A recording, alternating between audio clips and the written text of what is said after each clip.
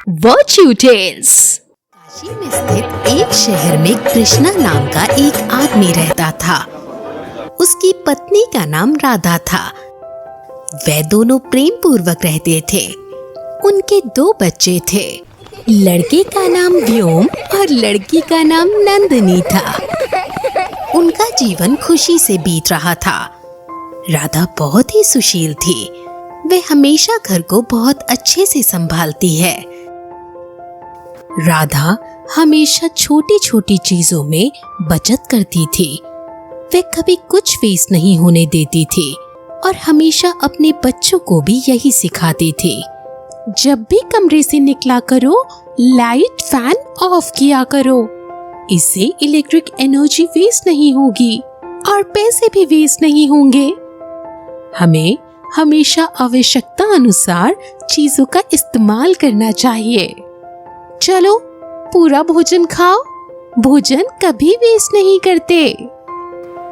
कृष्णा बहुत अच्छा कमाता था, लेकिन वह कभी भी पैसे नहीं जोड़ता था। उसकी पत्नी ये देखकर इस बारे में उससे बात करने का सोचती है। एक दिन वो कृष्णा से कहती है, सुनिए, मुझे लगता है हमें कुछ सेविंग्स करनी चाहिए। जितना कमाते हैं उतना ही लगा देते हैं। अरे राधा, चिंता क्यों करती हो? मैं कमाता हूँ ना, कोई दिक्कत नहीं होगी कभी। पर आप सुनिए तो सही। अरे राधा, क्यों चिंता करती हो? और राधा चुप हो जाती है। ऐसे ही समय बीतता जाता है। राधा बहुत पूजा अर्चना करती थी और भगवान को बहुत मानती थी। सब कुछ ठीक चल रहा था।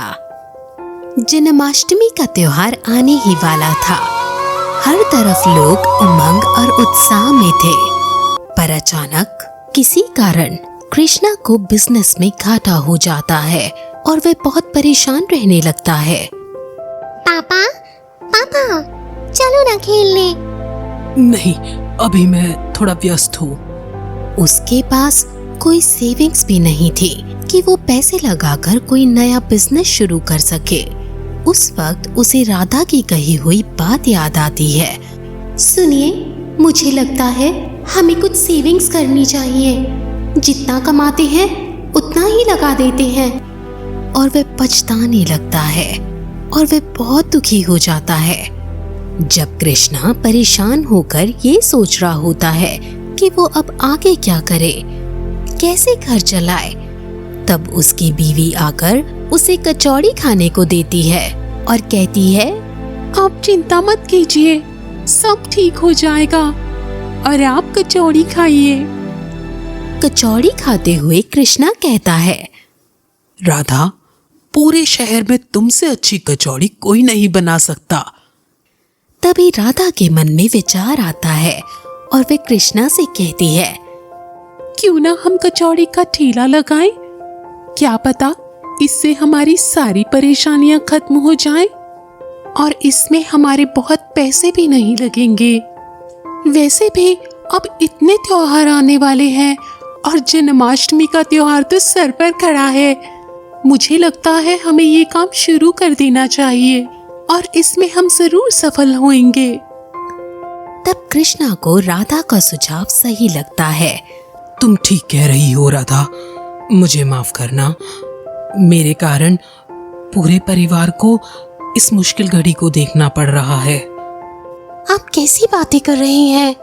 परिवार तो होता ही सहयोग देने के लिए है ना। अगर मुश्किल घड़ी में साथ नहीं देंगे तो कब देंगे? फिर अगले दिन से ही कृष्णा तैयारी में लग जाता है और अपना ठेला लगाकर कचौड़ियाँ बेचने लगता है। पहले 1-2 दिन उनके पास ग्राहक नहीं आते तो कृष्णा मायूस हो जाता है। राधा, कोई नहीं आ रहा, मुझे तो चिंता हो रही है। लेकिन राधा उसे हिम्मत बंधाते हुए कहती है, आप चिंता मत कीजिए, बंसी वाले सब ठीक कर देंगे।